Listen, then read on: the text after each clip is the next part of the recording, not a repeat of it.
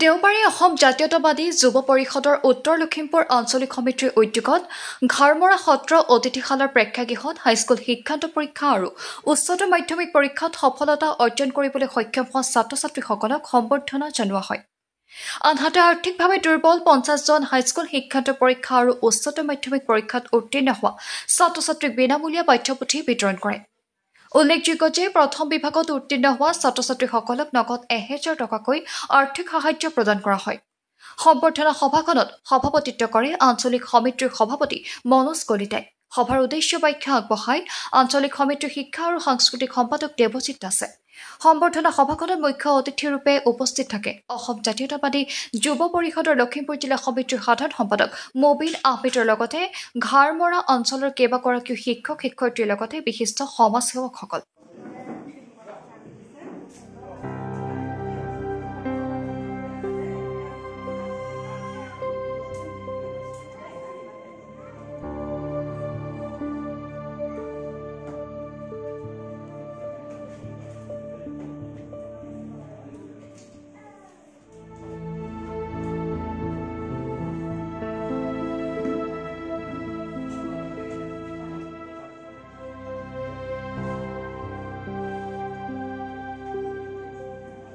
মানে নহয় মই কিন্তু সকলোকে মোৰে লোৱা মোৰে পুত্ৰ মোৰে ছোৱালী মোৰে সকলো পুত্ৰ বুলি মই ভাবি লওঁ।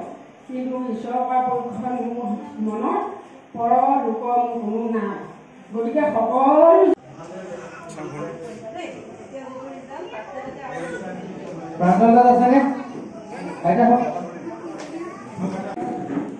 প্ৰিয়ংকা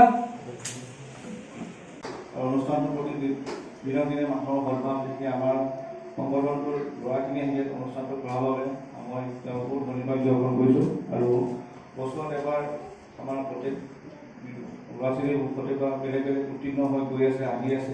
আৰু আমি অনুষ্ঠানটোৰ জৰিয়তে এতিয়াও মাইকৰ কথা কোৱা নাই। আৰু মোৰ বাইদেৱে যেতিয়া ক'লে আজি ক'বলৈ সেইটো কাৰণে মই উঠি আহিলোঁ। আৰু মোৰ যদি কিবা ভুল ভ্ৰান্তি হয় আপোনালোকে ক্ষমা কৰি দিব। অসম জাতীয়তাবাদী যুৱ পৰিষদ উত্তৰ লখিমপুৰ আঞ্চলিক সমিতি উদ্যোগত ঘাৰমৰা শাখা সমিতিৰ সহযোগত সম্বৰ্ধনা অনুষ্ঠানটি পাতিছে। আৰু ইয়াত বহুতো কিতাপ বিতৰণ আৰু এনেকৈ কিতাপ বিতৰণ কৰিছে। আৰু এইখিনিতে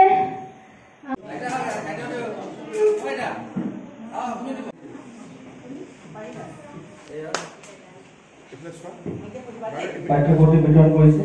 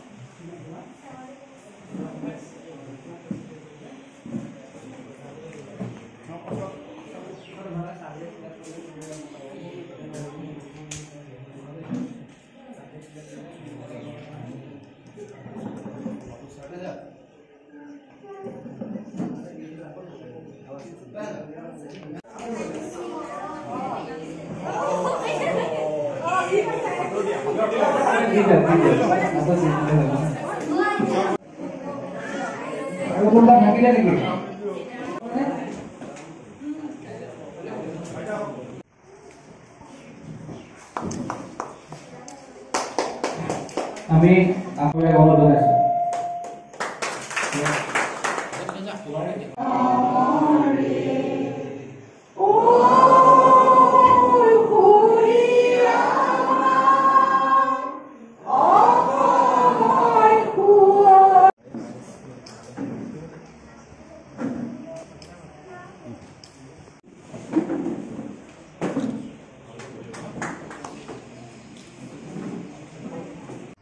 আমি অসম জাতীয়তাবাদী যুৱ পৰিষদ উত্তৰ লখিমপুৰ আঞ্চলিক কমিটিৰ উদ্যোগত আৰু ঘাৰমৰা শাখা সমিতিৰ সহযোগত আমি বিগত বৰ্ষসমূহৰ দৰে এই বৰ্ষৰো আমি হাইস্কুল শিক্ষান্ত পৰীক্ষা আৰু উচ্চতৰ মাধ্যমিক পৰীক্ষাত স্থানপ্ৰাপ্ত লগতে যিসকল আৰ্থিকভাৱে দুৰ্বল ছাত্ৰ ছাত্ৰীসকল আছে এই অঞ্চলৰ লগতে বিভিন্ন অঞ্চলৰ ছাত্ৰ ছাত্ৰীসকলক আমি মুঠ 50জন ছাত্ৰ ছাত্ৰীক আমি বিনামূলীয়া পাঠ্যপুথি বিতৰণ কৰিছোঁ আৰু প্ৰথম স্থানত যিসকল ছাত্ৰ ছাত্ৰীয়ে পাবলৈ সক্ষম হৈছে সেইসকলক আমি আৰ্থিকভাৱে নগদ ধনেৰে আমি তেখেতসকলক সহযোগিতা আগবঢ়াইছোঁ।